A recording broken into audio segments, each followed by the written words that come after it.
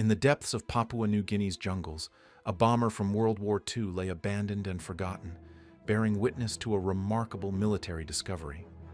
What shocked the scientists who unearthed the plane was what they found inside. As Harrison Ryder flew his drone over a thicket of northern Australian mangroves, he caught sight of an unusual shape, half hidden by the mud and plants. Its forms were at odds with what Mother Nature had already created. Not many people were brave enough to go into the marsh. For a long time, it remained cut off due to the dangerous landscape and thick vegetation. Biologists and environmentalists were interested in studying the peculiar flora and fauna of the area because of its distinctive ecosystem. At this point, the researchers were gathering water and soil samples to examine how rising salinity levels affected delicate marsh ecosystems. Harrison lowered the drone's camera and zoomed in, deep in northern Australia. The swamp's muddy waters obscured the shape of a plane, yet there it was anyway. The squad, eager but wary, attempted to draw nearer. It was obvious they lacked the necessary equipment for a safe exploration of the swamp, which turned out to be too perilous due to its crocodile-infested waterways, unstable ground, and isolation. After making note of all they found, they went back to their base to write up a comprehensive report. Local authorities and scientific groups were informed of the discovery, but it did not immediately pique their interest. Many people saw it as little more than a dilapidated plane. The results from the Royal Australian Air Force, however, proved their assertions. Therefore, this changed. A routine aerial survey across the isolated and difficult terrain of Papua New Guinea was planned by the Royal Australian Air Force in 1972. The area, which was still a part of the Australian Commonwealth at the time, was often charted for strategic documentation and biological studies due to the inaccessibility of its marshes and rainforests. The group set out on what appeared to be yet another assignment on this specific day. Their mission was quite clear. They were to scan a predetermined grid of land, record any notable changes to the ecosystem, and report back. On board were pilots and observers with extensive expertise in missions of this kind. They treated the flight like any other ordinary run through one of the world's most wild locations. Something out of the ordinary occurred as the hours passed and the same old expanse of verdant foliage unfurled beneath them. The eye of the pilot was drawn to an abrupt flash of bright artificial light. It was first thought to be just a sun ray reflecting off some unusual rock structure or body of water.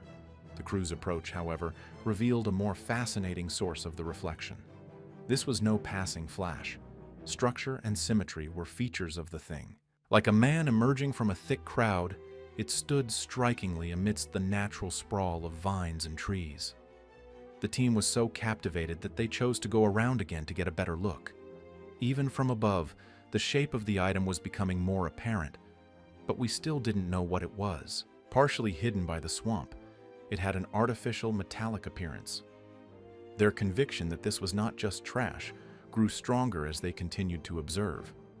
The crew went back to their base to examine the images they had taken after taking many shots and noting their coordinates. Everyone was taken aback by the complete picture that emerged from the developed images.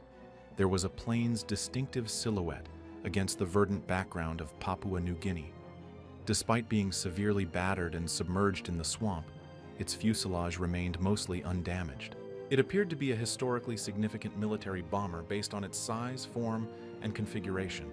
Once again, the report failed to create the expected stir right away. Papua New Guinea was already covered in World War II debris, so the thought of another downed plane didn't seem particularly pressing. The knowledge remained relatively obscure due to bureaucratic lethargy, since it was overshadowed by the more pressing issues of the time. However, it started to garner attention from aviation enthusiasts and historians as word spread. The images enthralled many, including a group of specialists who could see the plane's possible importance. This debris wasn't your average crash. Notable for its role in World War II, this particular plane was a B-17 Flying Fortress. Decades before this plane had gone missing, and nobody remembered anything about it. Among the most recognizable bombers of its time was the B-17 Flying Fortress. It was engineered to carry huge payloads and endure hostile fire, making it ideal for missions conducted at great range. That particular plane in the marsh had been shot down in 1942 while attempting to neutralize Japanese ships in the Pacific. The bombing run was over when the plane ran into mechanical problems and heavy enemy fire. Due to jammed bomb storage doors and low fuel, its return was delayed. Seeking a secure landing spot, the pilot frantically sought to save his crew. Unaware that what looked like an open field was actually a marsh, he tried a crash landing. The jet sank half into the swamp during the landing, but miraculously, the crew only suffered minor injuries. The group had to endure a long and difficult journey to get out of the merciless forest. They were rejoined by Allied forces and ultimately encountered locals who helped them find shelter. However, the plane stayed in the same spot it had landed, engulfed by the swamp and hidden by vegetation for decades. Thanks to the extreme conditions, the plane was able to keep much of its structural integrity. The B-17 was almost completely unharmed, buried in dirt and obscured by vegetation. It was a remarkable find because of the plane's preservation and its historical significance. Restoration specialists David Talashay and Fred Hagen were eventually alerted to the Royal Australian Air Force's findings. Their specialty was unearthing long-lost artifacts, restoring them to their former splendor, and bringing them back to life for the benefit of future generations. Papua New Guinean swamps concealing a B-17 flying fortress enticed them. They realized this was an extremely rare find with the makings of a museum-quality artifact from the history of aviation. Nonetheless, David and Fred were aware that the revelation would not be simple. Isolation, thick vegetation, and wildlife made the swamp an even more perilous place to travel. David and Fred continued to investigate the plane's history, cautiously determined to move forward. The researchers were just as careful in their pursuit of information about the plane's discovery as they were in their devotion to conserving antique planes. Interviews with residents who had lived in the vicinity of the crash for many years and a search through archives helped piece together the history of the war missions. The narrative of Harrison Ryder, a scientist whose team had discovered the disaster while investigating the swamp's unique environment, was uncovered via their efforts. Harrison was unfriendly at first as they approached. Harrison was skeptical of the idea of working with others since he was a scientist who cared much about the accuracy of his work. Outsiders' participation, particularly by those with experience in aviation restoration, made him nervous about potential exploitation. Would corporate agendas take precedence over the plane's backstory? Is it worth preserving as anything more than a historical and cultural attraction? During the first conversations, he remained guarded because of these questions. But Fred Hagen had a natural talent for removing obstacles. His charisma was not based on deception, but on a love for history and a commitment to preserving it in its original form. Fred's excitement was contagious. To them, it was more than simply retrieving a wreck. They wanted to pay tribute to the history it represented. During their many discussions, Fred and David stressed the significance of working together, drawing attention to the fact that Harrison's scientific knowledge would guarantee the project's meticulous and considerate execution. As Harrison started to relax, he divulged information that further complicated the undertaking. His group found out about the inhabitants who had known about the plane's presence quite immediately after it was found. For decades, the locals had made the wreck their home, incorporating it into their traditions and treating it with the reverence befitting a holy relic. They began to believe that the plane was linked to the ghosts of fallen troops. Therefore, they began to refer to it as the Swamp Ghost. The location had become a somber reminder of the land's connection to the battle, and rituals were conducted around the wreck to pay homage to these ghosts. Casual explorers were discouraged from accessing the plane due to the thick jungle and swamp conditions. Therefore, it remained concealed for decades. Part of its sacredness, according to the people, was its seclusion. Many people were quite resistant to having the wreck disturbed or removed. No one dared to touch the sacred spot for fear of upsetting the long-respected ghosts, the people reasoned. This realization marked a watershed moment. It became clear to Fred and David that retrieving the plane required more than simply logistical planning. It also required careful cultural sensitivity. The locals' relationship to the wreck was something they were unaware of. Therefore, Harrison's explanation was greatly appreciated.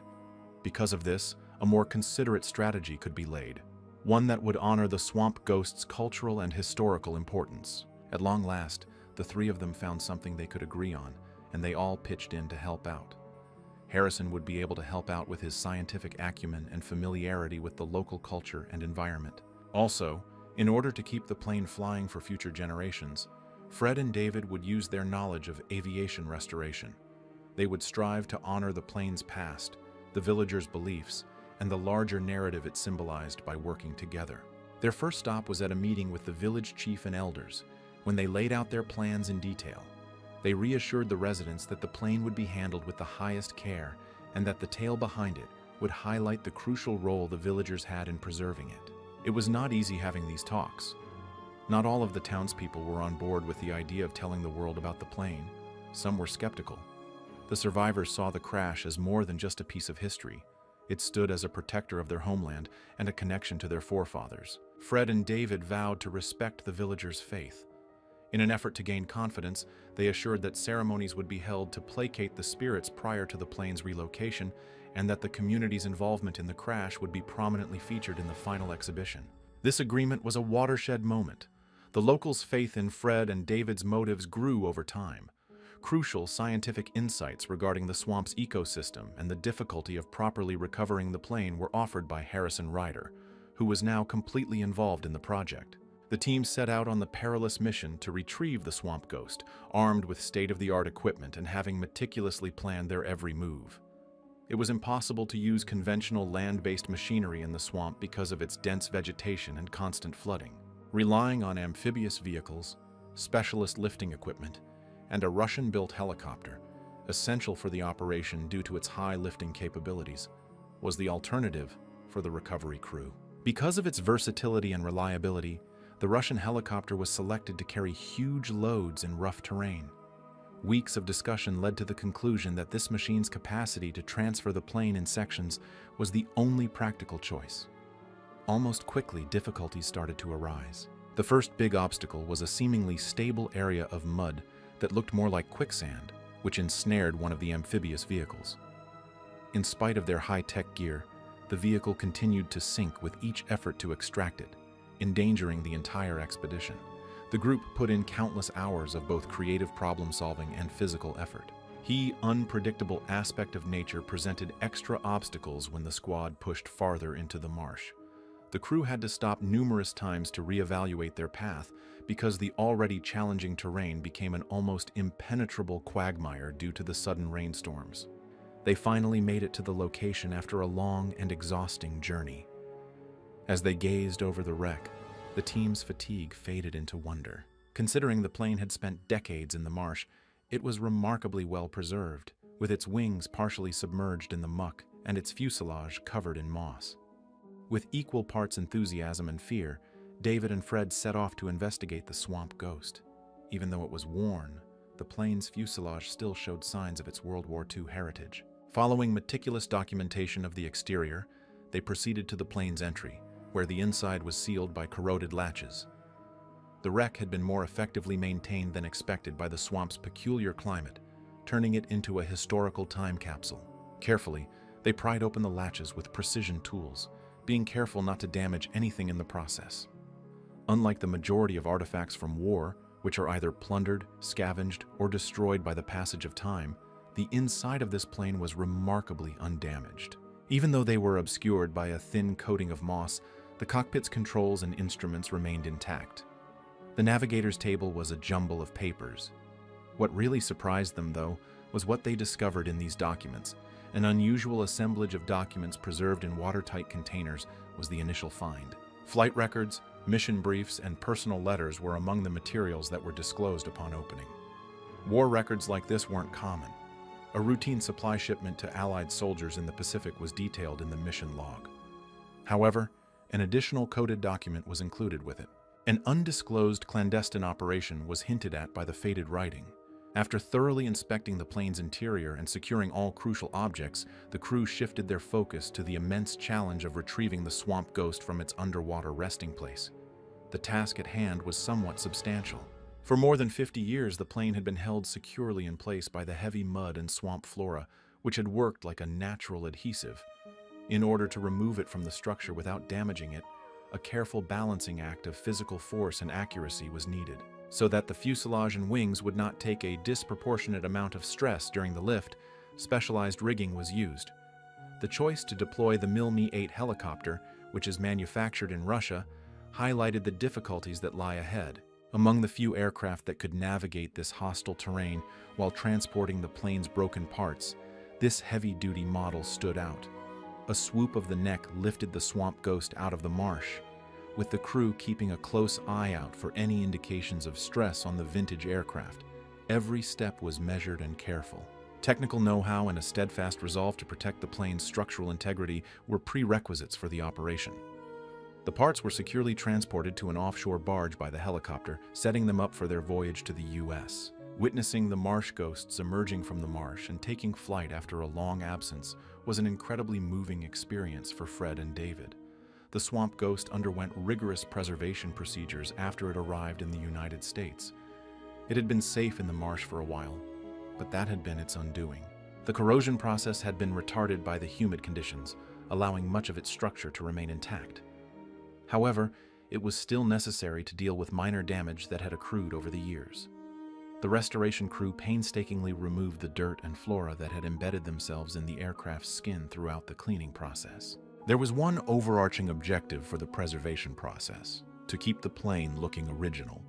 The Swamp Ghost, in contrast to many refurbished planes, would retain some of its original character. Part of its history was its weathered and worn appearance, which bore witness to the many years it had spent concealed in an abandoned swamp. The Pacific Aviation Museum in Hawaii became the permanent residence of the Swamp Ghost when the preservation procedure was complete. It became the showpiece there, attracting sightseers from all around the globe. Everything about the plane, from its building and deployment to its tragic crash in the marsh and its rescue, is chronicled by the museum's curators. The perseverance of the troops in the Pacific Theater is today symbolized by the Swamp Ghost. As they go around the plane, they can view the war damage it sustained and try to put themselves in the shoes of the brave pilots who flew it into enemy territory. For many, it serves as a physical reminder of a period of great sacrifice, providing insight into the hardships endured by the fighters. One of the war's untold narratives is the Swamp Ghost. Its finding demonstrates that no chapter of history is ever quite closed, and that surprising treasures can be found in the unlikeliest of locations. Do you believe there are any untold stories that have yet to be discovered? Leave a remark down below.